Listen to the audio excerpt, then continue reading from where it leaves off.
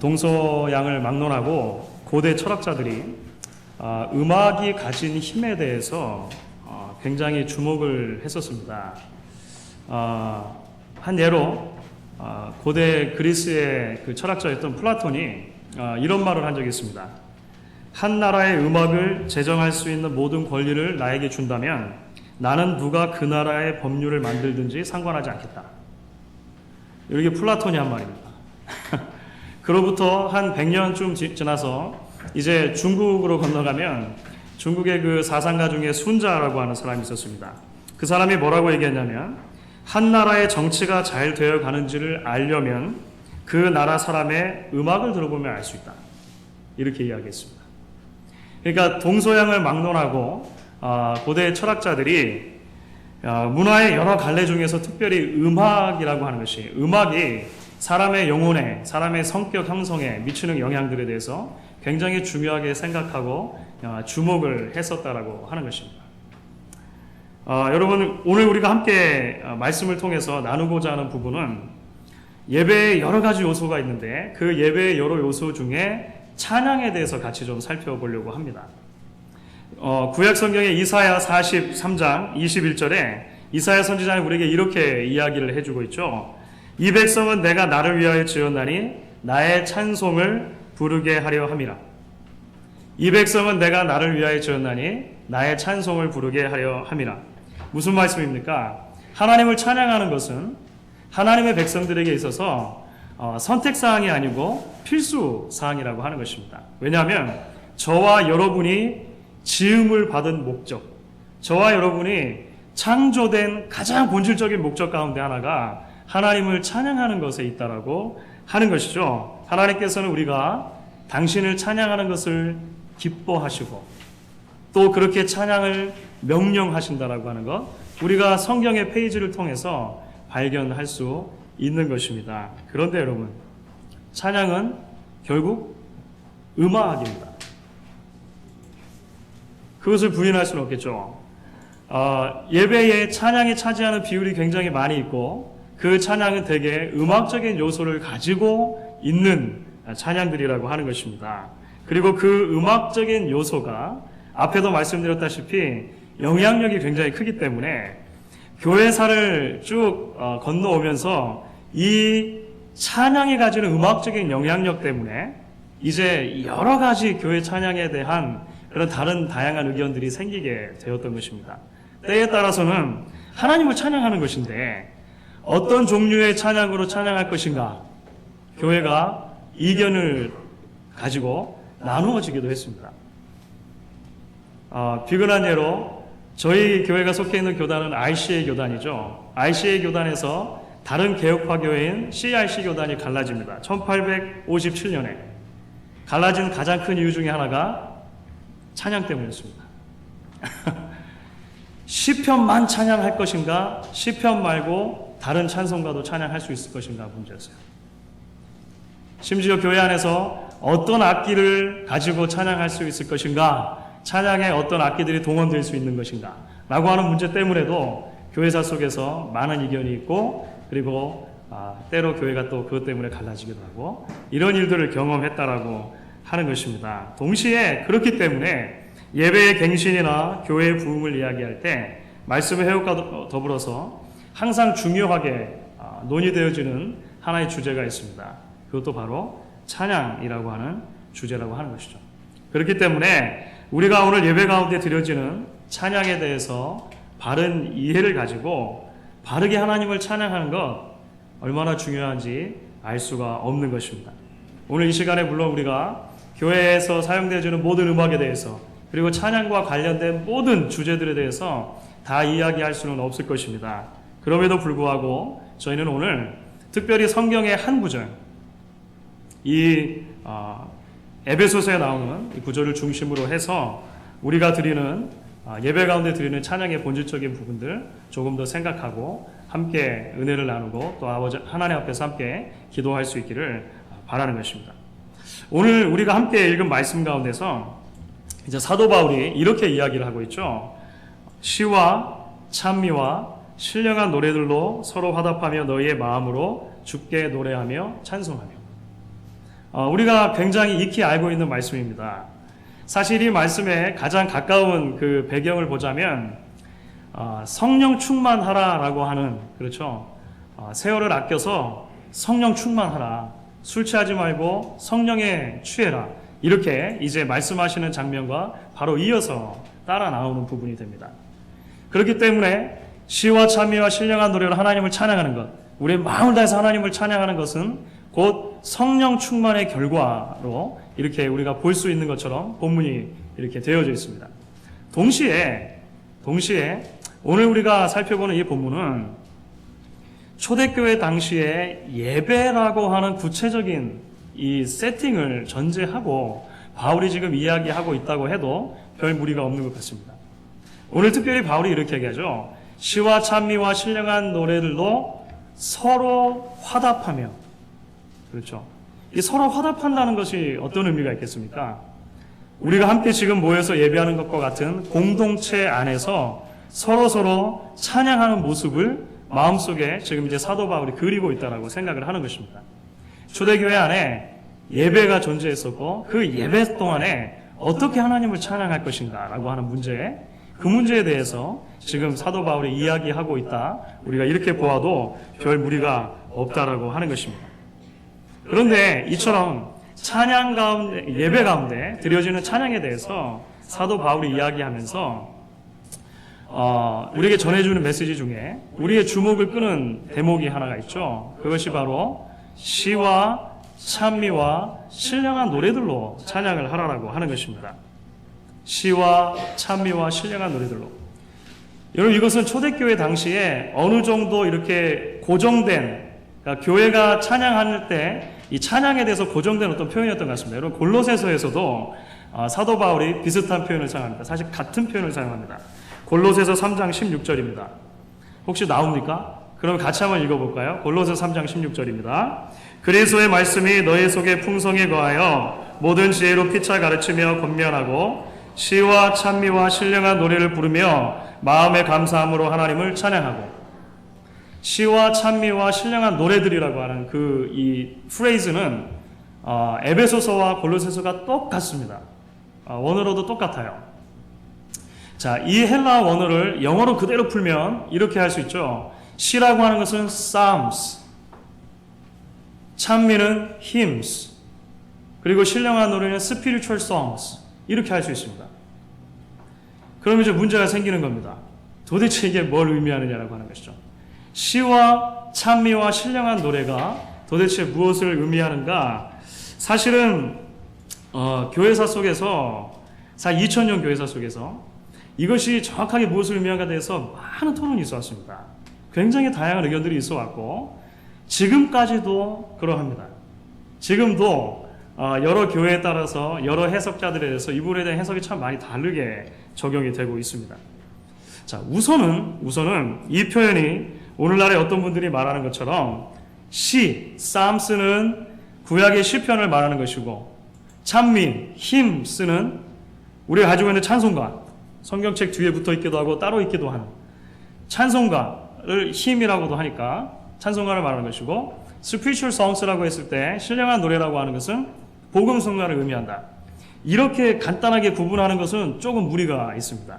왜냐하면 오늘날 우리가 사용하고 우리에게 익숙한 찬양의 장르들을 1세기 바울 당시, 그렇죠, 그 시대로 우리가 거꾸로 소급해서 적용하는 것이죠. 그러니까 약간 시대착오적인 문제가 생기는 거예요. 자, 이런 것들은 제외하고서 가능한 해석이 그러면 어떻게 될 것인가? 대개는 두 가지 정도로 해석이 될 수 있다고 봅니다. 하나는 시와 찬미와 신령한 노래라고 하는 것이 전부 다 구약의 시편을 말하는 것이다라고 해석하는 것입니다.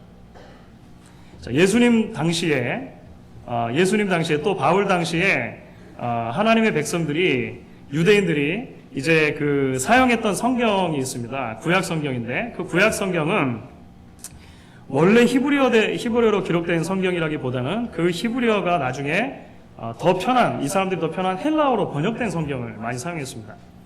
혹시 들어보신 분들이 있을지 모르겠습니다. 70인경이라고 하는 성경입니다. 그것이.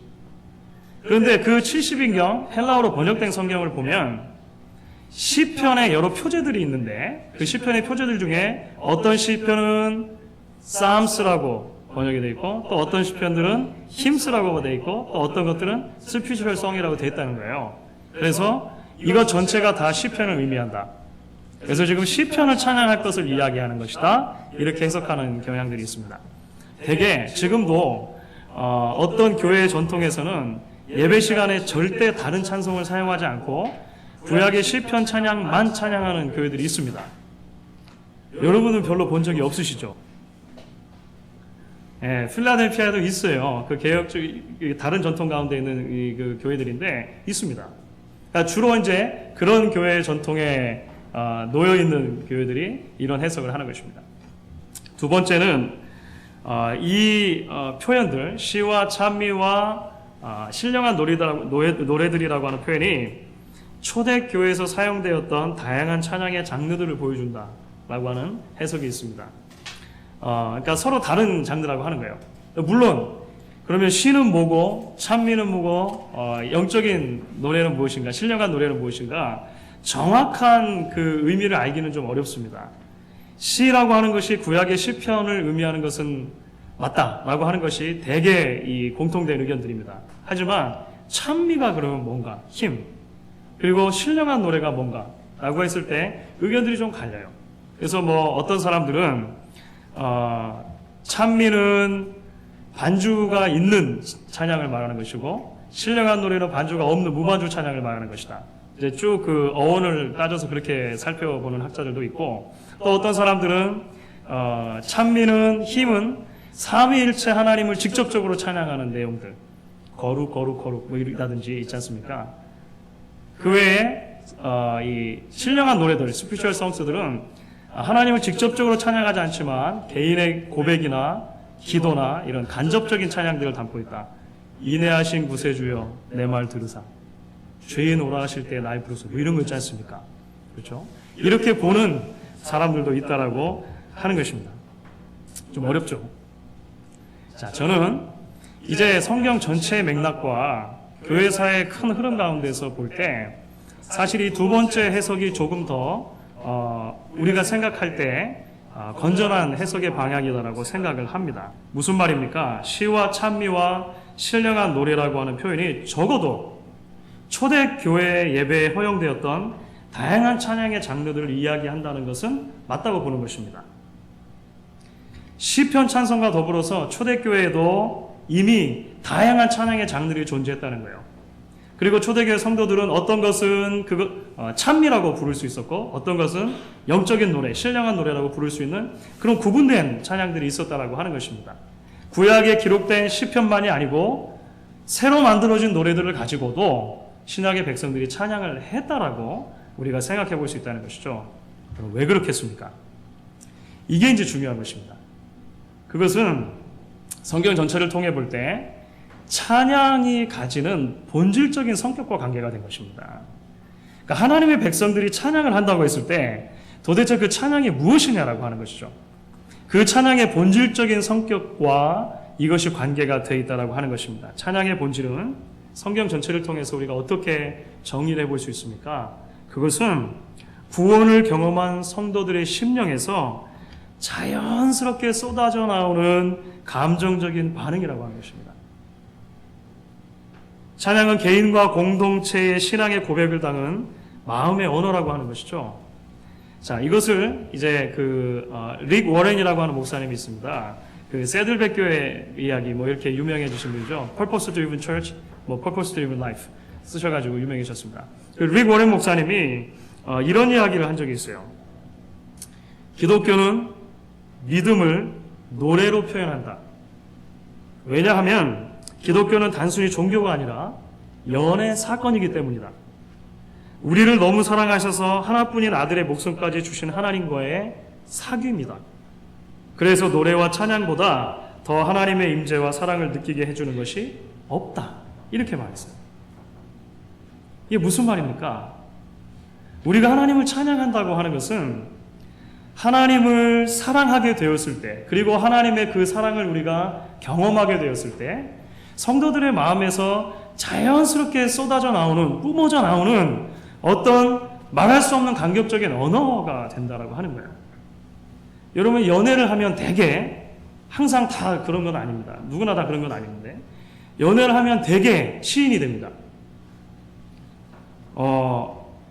한 번도 시를 받아보지 못하셨다고 해서 절망하실 필요 없습니다. 이게 개별적인 차이가 있어요. 있습니다. 그런데 적어도 제 개인적인 경우에서는 그랬어요. 시를 뭐 언제 써보겠습니까? 그런데 연애를 하는데 책상 앞에 앉아서 펜만 잡으면 그냥 시가 나오는 거예요. 이 사랑의 그 감정들이 자연스럽게 쏟아져 나오는 것이죠. 쏟아져 나오는 거예요. 찬양이라고 하는 것은 그렇다라고 하는 것입니다. 찬양은 어떠한 특정한 형식보다도 하나님의 백성들이 하나님의 구원을 경험하게 되었을 때, 하나님의 은혜를 경험하게 되었을 때, 나의 삶의 한 보판으로 하나님께서 들어오셔서 나와 함께 하시고 나를 지키시고 나를 돌아보신다라고 하는 그 놀라운 사실을 경험하게 되었을 때 마음속에서 쏟아져 나오는 거예요. 우리가 설교 전에 찬양한 것처럼 내 영혼의 그 깊은 데서 맑은 가락이 흘러나네. 맑은 곡조가 흘러나와. 그렇죠. 그것이 바로 하나님의 백성들이 하나님께 드린 찬양이 된다라고 하는 것입니다. 그러면 새로운 찬양이 만들어지는 것이죠. 새로운 노래가 만들어지는 것입니다. 그러면 신앙의 공동체는 기존의 찬양과 더불어서 그 새로운 노래에 자신의 고백을 담아서 더욱더 풍성하게 하나님을 찬양할 수 있게 된다라고 하는 것입니다. 출애굽기 15장에 보면 굉장히 놀라운 장면이 연출이 됩니다. 홍해라고 하는 바다를 마른 땅과 같이 건너서 하나님의 구원을 경험하는 놀라운 사건이 있어요. 이스라엘 백성들이 홍해를 건너는 것 아닙니까? 마른 땅과 같이 걷는 거예요. 그 놀라운 구원의 사건을 경험한 뒤에 홍해 바닷가에서 이제 그 이스라엘 백성들 전체가 하나님께 그 구원을 찬양하면서 감사하면서 드리는 찬양이 나와요. 그게 출애굽기 15장 전체입니다. 그래서 모세와 이스라엘 백성이 하나님께 찬양하는 것이죠. 그런데 여러분 아십니까? 그 찬양이 이미 기존에 있던 찬양이 아니에요. 새로운 노래입니다. 지금 당장 경험한 하나님의 구원, 그것이 너무나 놀라운 거예요. 그래서 다른 언어들로 표현이 안 되는 것이죠. 그래서 새로운 언어로 그 찬양을 지어 만들어서 찬양하는 것입니다. 지휘자도 없었을 텐데 한 200만 명 되는 그 이스라엘 백성들 전체가 바닷가에서 우리를 구원하신 하나님 감사합니다. 목소리를 높여 찬양하고 있다라고 하는 것이죠. 초대교회도 마찬가지였을 것입니다. 초대교회 성도들이 경험한 가장 놀라운 영적인 체험이 무엇입니까? 예수님 사건입니다. 그렇죠? 예수님의 인격과 사역을 통해서 나타난 그 예수님의 복음의 놀라운 사건을 초대교회 성도들은 직접 본 것이에요. 그들 마음속에 감격이 솟아나기 시작했던 것입니다. 말할 수 없는 감격, 기존에 있던 언어로 표현이 안 되는 감격들, 신앙의 고백들이 쏟아져 나오는 것이죠. 그것들이 새 노래가 된 것입니다. 그리고 그 새 노래들을 가지고 하나님의 백성의 공동체가 이제 하나님을 찬양하기 시작했던 것입니다. 시편과 더불어서 기존에 있던 찬양과 더불어서 찬미가 생기기 시작했고 신령한 노래들이 생기기 시작했다라고 하는 것이죠. 여러분, 이것이 교회사를 통해서도 비슷한 이 증언을 우리가 발견할 수가 있습니다. 사실 항상 그런 것은 아니지만 교회의 음악이 갑자기 이렇게 확 발전할 때가 있습니다. 특별히 찬양, 찬송, 하나님을 찬양하는 그 찬송이 교회사 가운데 갑자기 확 발전할 때가 있어요. 대개 그때는 하나님께서 교회의 역사 속에 놀라운 기름 부음을 허락해 주시는 그 부흥을 경험할 때 그런 일들이 있었습니다. 그러니까 찬양이 발전한 찬양의 발전사는 교회사적으로 볼 때 부흥의 역사와 겹치는 경우가 굉장히 많아요. 16세기에 종교개혁이 일어납니다. 그렇죠? 하나님의 놀라운 부흥이 일어난 것이죠. 어두웠던 그 교회가 하나님의 말씀으로 다시 한번 새롭게 되어지는 일이 일어났습니다. 종교개혁의 그 주역 중에 하나였던 마틴 루터, 사실 굉장히 찬양을 좋아하는 사람이었습니다. 마틴 루터는 새로운 찬양을 지어서 이제 부르기 시작하죠. 루터가 지은 찬양 중에 대표적인 게 뭐가 있습니까? 내 주는 강한 성이요, 이런 찬양이 있는 거예요. 나중에 18세기에 또 거대한 영적인 부흥이 영국 땅에서부터 일어나게 되어집니다.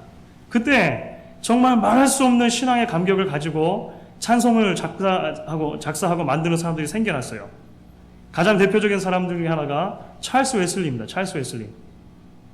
나 같은 죄인 살리신, 천부의 의지 없어서, 저희가 제일 처음에 찬양했던 만입이 내게 있으면, 뭐 이런 찬양을 막 지어 부른 거예요. 마음속에서 찬양의 언어들이 막 생겨나는데 곡이 없어요. 곡이 없으니까 어떻게 했겠습니까? 기존에 있던 유명한 곡, 사람들이 알만한 곡을 갖다가 붙여요. 그래서 천부의 의지 없어서는 영국 사람들 가운데 이미 잘 알려져 있었던 민요 올드 랭 사인을 갖다 붙이는 거죠. 아이고, 그렇습니까? 그렇지 않습니까? 예. 예. 그런 일들이 많이 생겨나는 거예요. 예. 이런 새로운 찬양이 어느 때 생겨났다고 하는 것입니다. 나중에 이것이 19세기에도 또 영국에서 이제 미국 땅으로 대각성이 불결이 넘어와서 많은 기라성 같은 찬양의 작사자들이 생겨나고 우리가 즐겨서 부르는 주옥 같은 찬양들이 그때 많이 생겨나게 돼요.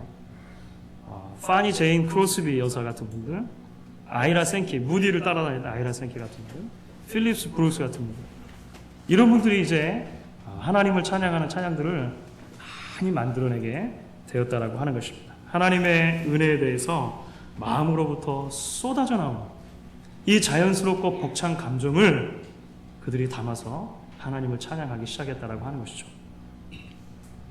그런데 사랑하는 여러분, 재미있는 것이 있습니다. 그것이 뭐냐면 이들의 찬양이 처음 나왔을 때, 그러니까 이 부흥의 시기를 경험하면서 교회사 속에서 이런 새로운 찬양들이 막 쏟아져 나왔을 때가 있었겠지 않습니까?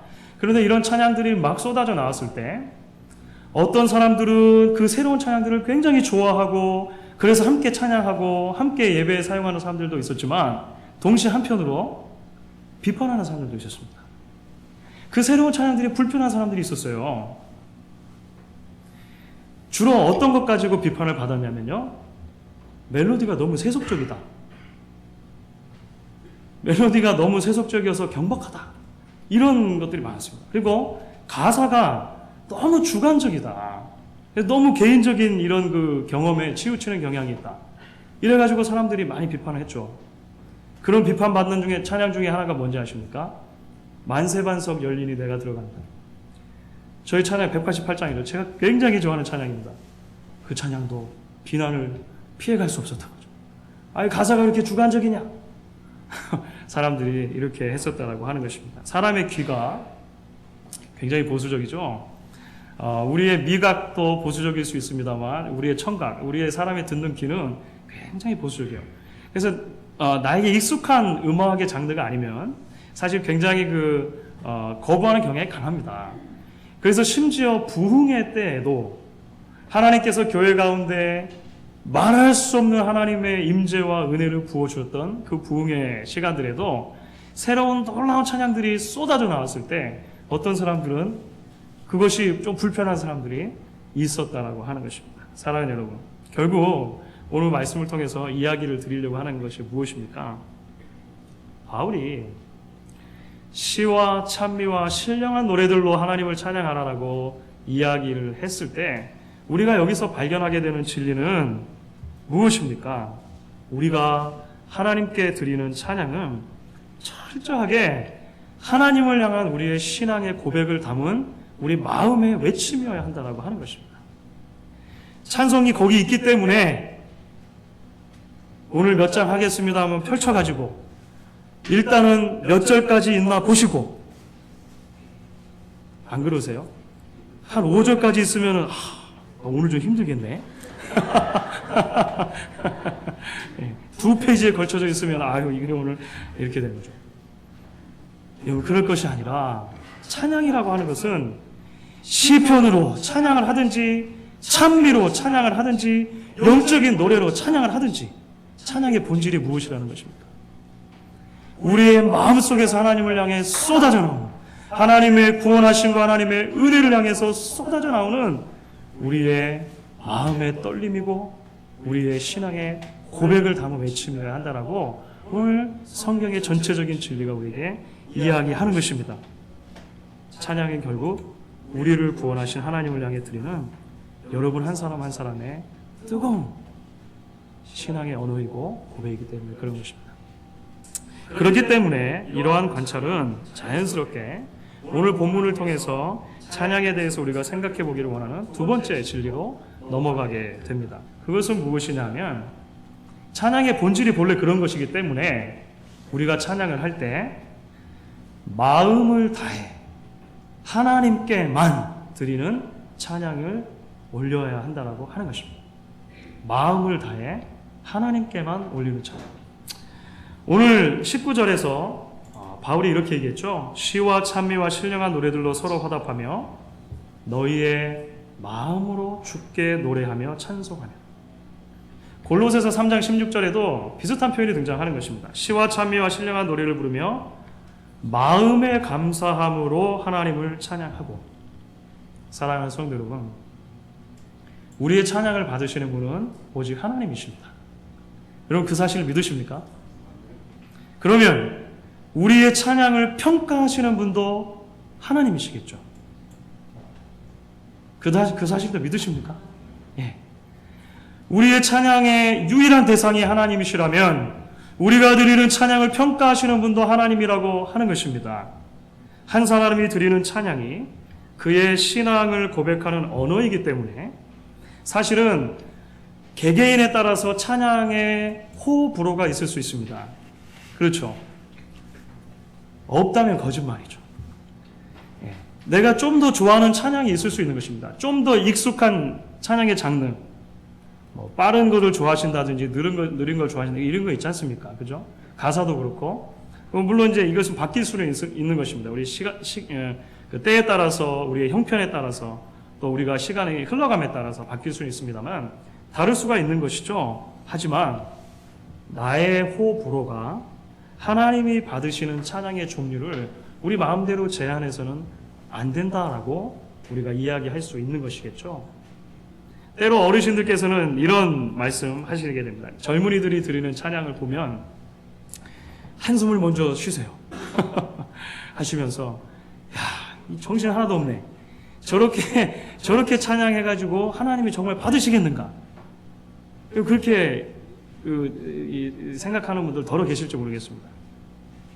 여러분 우리가 기억해야 될 것이 있죠. 저희가 아주 좋아하는 찬송가도 한때는 누군가에게 야, 이런 찬양을 하나님 받으시겠는가? 라고 하는 이런 그 비난을 면키 어려웠던 부분들이 있다라고 하는 거예요. 왜냐하면 그것은 사람의 호불호이기 때문에 그런 것입니다. 젊은 사람들에게 물어보십시오. 젊은 사람들은 찬송가 하는 거 썩 좋아하지 않아요.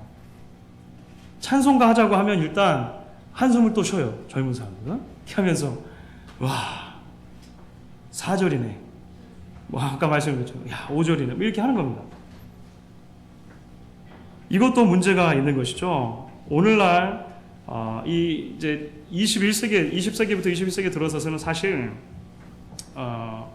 교회사 속에서 발견했던 그런 큰 부흥, 하나님께서 정말 말할 수 없이 교회 가운데 하나님의 임재를 부어주시는 그 놀라운 부흥과는 별 상관이 없이 이제 대중적인 측면에서 기독교 음악이 쏟아져 나오기 시작했습니다.